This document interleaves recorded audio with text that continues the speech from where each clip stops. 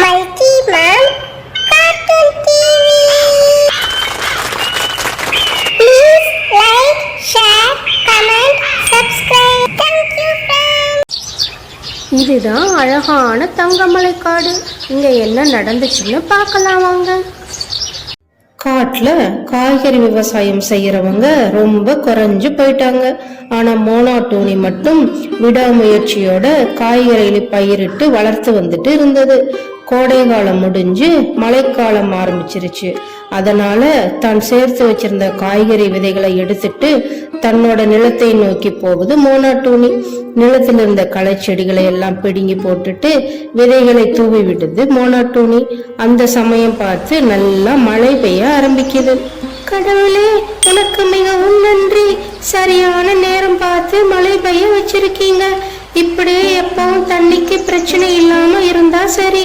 என்னோட காய்கறி செடிகள் நல்லபடியா வளர்ந்து நிறைய காய்கள் காய்க்கும். சந்தோஷத்துல திரும்ப வீட்டுக்கு வருது மோனாட்டோனி. இரவெல்லாம் நல்லா மழை பெய்யுது. வீட்டு ஜன்னல்ல இருந்து மழையோட அழக ரசிச்சுட்டு இருக்குது மோனாட்டோனி. ராணி காக்காவும் கபாலி காக்காவும் தன்னோட வீட்டுல இருக்காங்க. கபாலி காக்கா, நல்லா மழை பெய்ய ஆரம்பிச்சிருச்சு. போன தடவை நம்ம காய்கறி விதை எதுவும் சேமிச்சு வைக்கல, எல்லாத்தையும் சாப்பிட்டே தீர்த்துட்டோம். விதை கடைக்கு போய் விதைகள் வாங்கிட்டு வா. நம்ம நிலத்துல நம்ம பயிர் செய்ய ஆரம்பிக்கணும். சரி சரி, இந்த மழையில நிம்மதியா தூங்குறதுக்கு விடு. அத பத்தி எல்லாம் காலையில யோசிக்கலாம். அடுத்த நாள் காலையில நேரம். இதுல கொஞ்சம் கொஞ்சமா சேர்த்து வச்ச சில்லறை காசுகள் இருக்கு. கடைக்காரர்கிட்ட சொல்லி நல்ல விதைகளா பார்த்து வாங்கிட்டு வா. வாங்கிட்டு சீக்கிரம் வீடு வந்து சேரு. இன்னைக்கு மறுபடியும் மழை வரும்னு நினைக்கிறேன். சரி கொட்டா, நான் கடைக்கு போயிட்டு வர்றேன். கபாலி காக்கா விதைகள் வாங்க கடையை நோக்கி பறந்து போயிட்டு இருக்குது. கடை மிகவும் தொலைவில் இருக்கிறதுனால பறந்து பறந்து அதுக்கு மிகவும் பசி எடுக்க ஆரம்பிச்சிருது. அங்க ஒரு ஸ்நாக்ஸ் கடை இருக்கிறத பார்த்துட்டு ஏதாவது சாப்பிடலாம்னு போகுது கபாலி காக்கா. அங்க மணிப்புரா வகை வகையா பலகாரங்கள் வச்சு வித்துட்டு இருக்குது. முறுக்கு, மிக்சர், குலோப் ஜாமுன், லட்டுன்னு நிறைய வகைகள் இருக்குது. ஒவ்வொரு ஐட்டமும் பார்க்க பார்க்க வாயில எச்சி ஊறுதே. முதல்லயே ரொம்ப பசியா இருக்குது. இதோட வாசனையில இன்னும் பசி ஜாஸ்தி ஆயிட்டே இருக்குது. மணிப்புரா, எல்லா பலகாரங்கள்லயும் கொஞ்சமா கொடு. வா கபாலி காக்கா, பார்த்தே ரொம்ப நாள் ஆச்சு. எப்படி இருக்க? நான் நல்லா தான் இருக்கேன். முதல்ல பலகாரங்களை கொடு, அப்புறம் பேசிக்கலாம். மணிப்புரா கொடுத்த பலகார தட்டை வாங்கி வேக வேகமா சாப்பிட ஆரம்பிக்குது கபாலி காக்கா. ஒரு தட்டு பலகாரம் சாப்பிட்டும் வயிறு நிறைஞ்ச மாதிரியே தெரியலையே. சரி, இன்னொரு தட்டு பலகாரம் கொடு மணிப்புரா. இவ்வளவு சாப்பிடுறதுக்கு உனக்கு கொடுக்கறதுக்கு காசு இருக்குதா உங்ககிட்ட?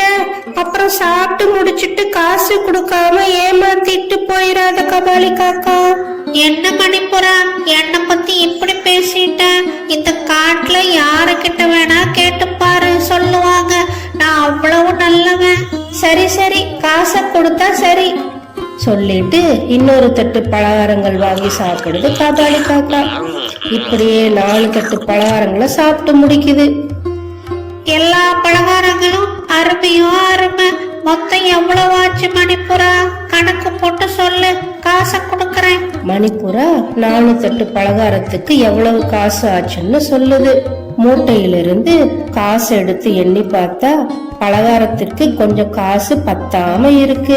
மூட்டையோட மணிப்புரா கிட்ட கொடுக்குது கபாலி காக்கா. கொஞ்சம் காசு கம்மியா இருக்குது மணிப்புரா, நாளைக்கு வந்து மீதி காசை கொடுக்கறேன். போய் சொல்லிட்டு வருது கபாலி காக்கா. ஒரு இடத்துல உட்கார்ந்து யோசிச்சுட்டு இருக்குது. விதைகள் வாங்குறதுக்காக ராணி கொடுத்த காசை எல்லாம் பலகாரங்கள் வாங்கி சாப்பிட்டுட்டேன். இப்ப விதைகள் வாங்குறதுக்கு காசு இல்ல, அதனால விதைகளும் வாங்க முடியாது. இத சொன்ன ராணி காக்காவுக்கு வர்ற கோபத்தை நினைச்சா எனக்கு பயமா இருக்குது. இப்ப என்ன பண்ணலாம்? ஏதாவது ஐடியா கண்டுபிடிக்கணும். சரி, இப்படி பண்ணா என்ன? காட்டுல பணப்பையோட வந்துட்டு இருக்கும்போது திருநங்க வந்து பணப்பைய பிடிங்கிட்டு போயிட்டாங்க. நான் எவ்வளவு போராடியும் அவங்கள சமாளிக்க முடியலன்னு சொல்லி ஏமாத்திரலாம். இப்படி யோசிச்சுட்டு வீட்டை நோக்கி பறந்து போகுது கபாலி காக்கா. கடைக்கு போயிட்டு வர்றதுக்கு இவ்வளவு நேரமா? சீக்கிரமா வீடு வந்து சேருன்னு சொல்லித்தானே அனுப்பிச்சேன். ஆனா எங்க விதைகள்? வெறும் கைய வீசிட்டு வந்திருக்கேன். ராணி, அது ஒரு பெரிய கதை ராணி. விதைகள் வாங்குறதுக்காகத்தான் கடையை நோக்கி போயிட்டு இருந்தேன். அப்போ திடீர்னு நடு காட்டுல 4-5 திருடுங்க வந்து என்னை அடிச்சு போட்டுட்டு காசு பையன் எங்கிட்ட இருந்து பிடிக்கிட்டு போயிட்டாங்க. நான் உயிர் பழைச்சு வந்ததே ரொம்ப பெரிய விஷயமா போச்சு. ஐயோ அம்மா, அவனுக்கு அடிச்ச அடியில என்னோட உடம்பெல்லாம் வலிக்குது. என்னால தாங்க முடியல. இப்படி போய் சொல்லிட்டு அழுகுற மாதிரி நடிக்குது கபாலி காக்கா. அச்சோ, என்ன சொல்ற கபாலி காக்கா? திருடங்க வந்து காசை திருடிட்டு போயிட்டாங்களா? வர வர இந்த காட்டுல திருடங்க தொல்லை தாங்க முடியல. இப்ப நம்ம விதைகள் வாங்கணுங்க, என்ன செய்யலாம்? யாருக்கிட்ட போய் கேக்குறது? பக்கத்துல இருக்கிற மோனா டோனி கிட்ட கேட்டு பார்க்கலாம். வருஷம் மோனா டோனி தான் தவறாம காய்கறி பயிர் செய்யுது. அதனால கண்டிப்பா மோனா டோனி கிட்ட இருக்கும்.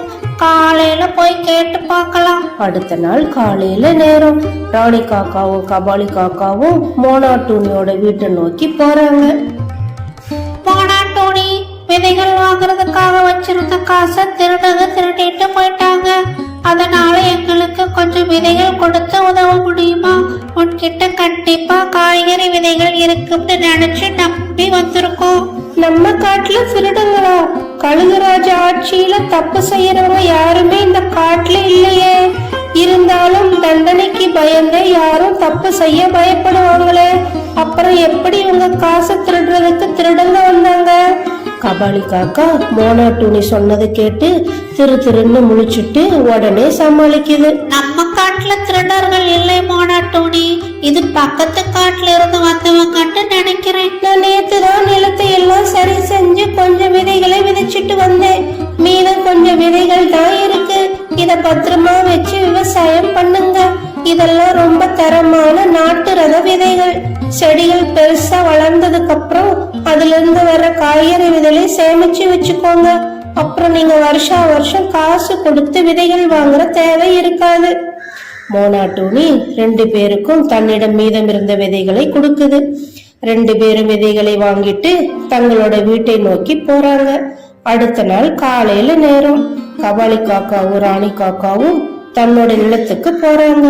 மோனா டூனி கொடுத்த விதைகளை மண்ணுல விதைச்சிட்டு வர்றாங்க. மோனா டூனி ஒரு நாள் கூட தவறாம தினமும் நிலத்துக்கு போய் செடிகளை பாதுகாப்பா வளர்த்துட்டு இருக்கு.